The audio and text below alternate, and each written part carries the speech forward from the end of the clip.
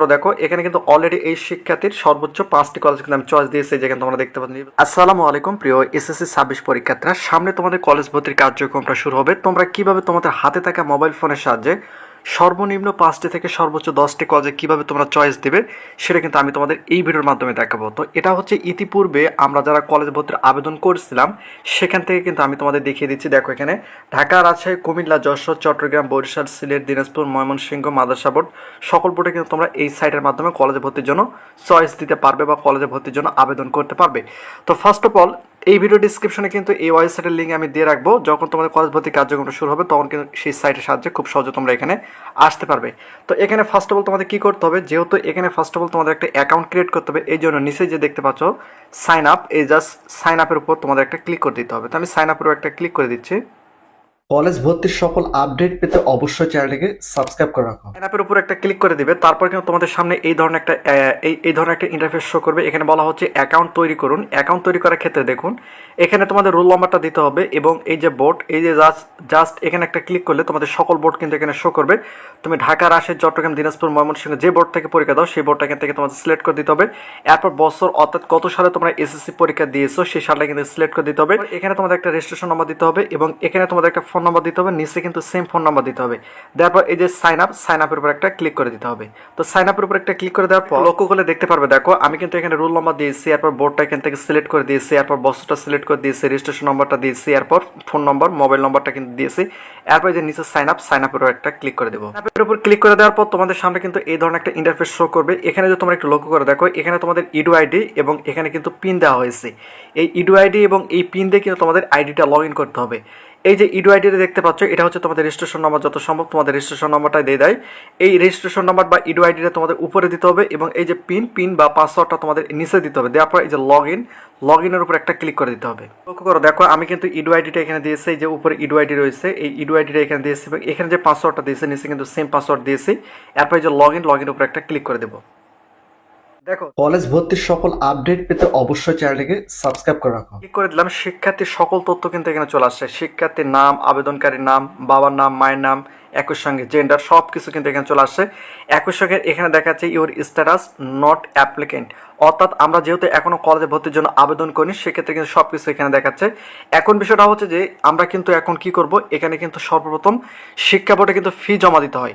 ফি জমা দেওয়ার পরে কিন্তু আমরা এখানে কলেজে সর্বনিম্ন 5টি থেকে সর্বোচ্চ 10টি কলেজে কিন্তু চয়েস দিতে হবে। সেটা এখন কিভাবে দিতে হবে আমি দেখিয়ে দিচ্ছি। উপরে দেখতে পাচ্ছ 3 ডট রয়েছে, জাস্ট আমি যদি তোমাদের একটু টার্গেট করে দিই তাহলে তোমরা দেখতে পারবে। আমি কিন্তু শর্টকাটের মাধ্যমে আমি তোমাদের দেখিয়ে দিচ্ছি। এই যে 3 ডট, এই 3 ডটের উপর একটা ক্লিক করে দিতে হবে। 3 ডটের উপর ক্লিক করার পর তোমরা যখন 3 ডটের উপরে ক্লিক করে দিবে তারপর কিন্তু তোমাদের সাইটে এই অপশন কিন্তু চলে আসবে। এই যে এখানে তোমরা দেখতে পাচ্ছ অপশনগুলো চলে আসছে। এরপর এই যে আবেদনের উপর একটা ক্লিক করে দিতে হবে, আমি দেখিয়ে দিচ্ছি। এখানে তোমরা দেখতে পাচ্ছ আবেদন, জাস্ট আবেদনের উপর একটা ক্লিক করে দিতে হবে। দেখতে পাচ্ছ দেখো আবেদনের উপরে ক্লিক করার পর এখানে 3টা অপশন চলে আসছে। একটা হচ্ছে আবেদন ফি জমা দিন, আবেদন করুন এবং আবেদন দেখুন।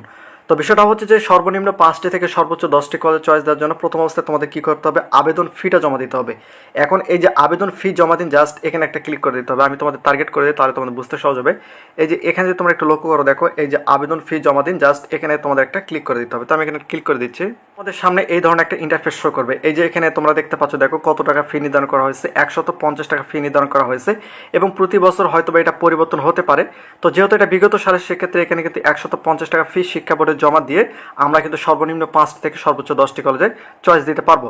এরপর এখান থেকে যেটা তোমাদের সিলেক্ট করতে হবে সোনালী ব্যাংক পিএলসি, জাস্ট এটাতে তোমাদের ক্লিক করতে হবে। আমি তোমাদের টার্গেট করে দিই, এই অপশনে তোমাদের একটা ক্লিক করে দিতে হবে, এখানে একটা ক্লিক করে দিতে হবে। তো এখানে ক্লিক করার পর তোমাদের সামনে এই ধরনের একটা ইন্টারফেস শো করবে। এই যে এখানে তোমরা দেখতে পাচ্ছ দেখো এখানে 150 টাকা ফি কিন্তু চলে আসছে এবং এখানে সোনালী ব্যাংক কার্ড, মোবাইল ব্যাংকিং এবং ইন্টারনেট ব্যাংকিং রয়েছে। তো যেহেতু আমরা বিকাশ রকেট নগদের মাধ্যমে পেমেন্টটা করবো সেক্ষেত্রে এই যে মোবাইল ব্যাংকিং, জাস্ট এখানে তোমাদের একটা ক্লিক করে দিতে হবে। তো আমি এখানে একটা ক্লিক করে দিচ্ছি। তোমরা মোবাইল ব্যাংকিংয়ের উপর ক্লিক করে দেবে তখন কিন্তু নগদ, বিকাশ, রকেট, উপায় এবং অন্যান্যগুলো রয়েছে। তো আমি এখান থেকে কী করবো, নগদ বা বিকাশ যে কোনো একটার উপর তোমরা ক্লিক করে দিবা যেটার মাধ্যমে তোমরা পেমেন্ট করবা। দেখো আমি কিন্তু বিকাশের উপর ক্লিক করে দিয়েছি। দেওয়ার পর এই যে এখানে তোমরা দেখতে পাচ্ছ মেন ব্যালেন্স হচ্ছে 150 টাকা এবং প্রসেসিং ফি হচ্ছে 100 এবং প্রসেসিং ফি হচ্ছে 1 টাকা 80 পয়সা এবং টোটাল অ্যামাউন্ট হচ্ছে 51 টাকা 80 পয়সা। এরপর যে কনফার্মের উপর একটা ক্লিক করে দিতে হবে। তোমাদের সামনে কিন্তু এই ধরনের একটা ইন্টারফেস শো করবে। এই যে পে উইথ বিকাশ, তোমরা যদি এখানে একটু লক্ষ্য করো দেখতে পারবে এই যে এখানে যদি তোমরা একটু লক্ষ্য করে দেখো পে উইথ বিকাশ, জাস্ট এখানে তোমাদের একটা ক্লিক করে দিতে হবে। করো দেখো এরপর কিন্তু তোমাদের সামনে এই ধরনের একটা ইন্টারফেস শো করবে। এখন তোমাদের কি করতে হবে, তোমাদের যে বিকাশের ফোন নাম্বারটা রয়েছে, বিকাশ নাম্বারটা রয়েছে, সেই বিকাশ নাম্বারটা এখানে দিয়ে এই যে নিচে কনফার্মের উপর একটা ক্লিক করে দিতে হবে। ক্লিক করে দিবা তখন কিন্তু তোমাদের ফোন নাম্বার কিন্তু একটা ভেরিফিকেশন কোড আসবে, কোডটা কিন্তু তোমাদের এখানে দিতে হবে। তো আমি কোডটা দিয়ে নিচ্ছি, দিলাম। এরপর আমার বিকাশের যে পিনটা রয়েছে সেই পিনটা কিন্তু আমি এখানে দিয়ে দিব। দেওয়া মাত্র কিন্তু আমার অ্যাকাউন্ট থেকে 51 টাকা 80 পয়সা তারা কিন্তু কেটে নিবে। আপনার পেমেন্ট সফলভাবে সম্পূর্ণ হয়েছে, আবেদন জমা দিতে এগিয়ে যান। অর্থাৎ আমরা কিন্তু বিকাশের মাধ্যমে 150 টাকা ফি কিন্তু এখানে জমা দিয়েছি। তোমাদের ক্ষেত্রে ফি বাড়তে পারে কমতে পারে, সেটা শিক্ষা বোর্ড নির্ধারণ করবে। জাস্ট এটা বিগত বছরে যেহেতু, সেক্ষেত্রে আমি কিন্তু দেখে দিচ্ছি। এরপর আবেদন জমা দিতে এগিয়ে যান, এখানে একটা ক্লিক করে দিতে হবে, অথবা আবেদন করুন, এখানে একটা ক্লিক করলে কিন্তু হয়ে যাবে। শো করবে এই যে এখানে ফ্রিডম ফাইটার, অর্থাৎ তোমাদের যদি মুক্তিযোদ্ধার কোনো শিক্ষার্থী যদি মুক্তিযোদ্ধার কোনো কোডা থাকে সেক্ষেত্রে ফ্রিডম ফাইটার এখানে সিলেক্ট করে দিতে হবে। আর যদি না থাকে দেওয়ার কোনো প্রয়োজন নেই। আমি কলেজ ভর্তির সকল আপডেট পেতে অবশ্যই চ্যানেলটিকে সাবস্ক্রাইব করে রাখো। তোমাদের আবারও বলি, তোমাদের যাদের মুক্তিযোদ্ধার কোডা রয়েছে কোডার উপর অবশ্যই টিক চিহ্ন দিবা, এবং কোডার উপর টিক চিহ্ন দিলে কিন্তু তোমাদের যে মুক্তিযোদ্ধার কোডা রয়েছে অবশ্যই এর সনদপত্র কিন্তু তোমাদের কলেজ ভর্তির সময় সঙ্গে করে নিয়ে যেতে হবে। আর যদি না থাকে সেক্ষেত্রে এখানে টিক চিহ্ন দেওয়ার কোনো দরকার নেই। এখন আসি মেন বিষয়, সেটা হচ্ছে যে তুমি কোন বোর্ডের অধীনে কলেজগুলোতে চয়েস দিতে চাচ্ছ, এখন কিন্তু তোমাদের এখানে সিলেক্ট করে দিতে হবে।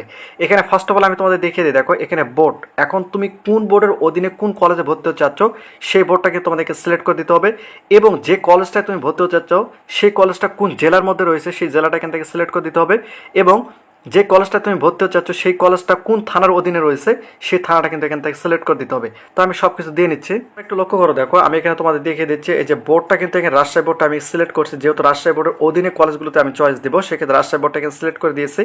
এরপর জেলা হচ্ছে নওগাঁ এবং থানা হচ্ছে ধামইরহাট এবং কলেজ হচ্ছে আগ্রা দ্বিগুণ, কলেজটা কিন্তু আমি এখান থেকে সিলেক্ট করে দিয়েছি।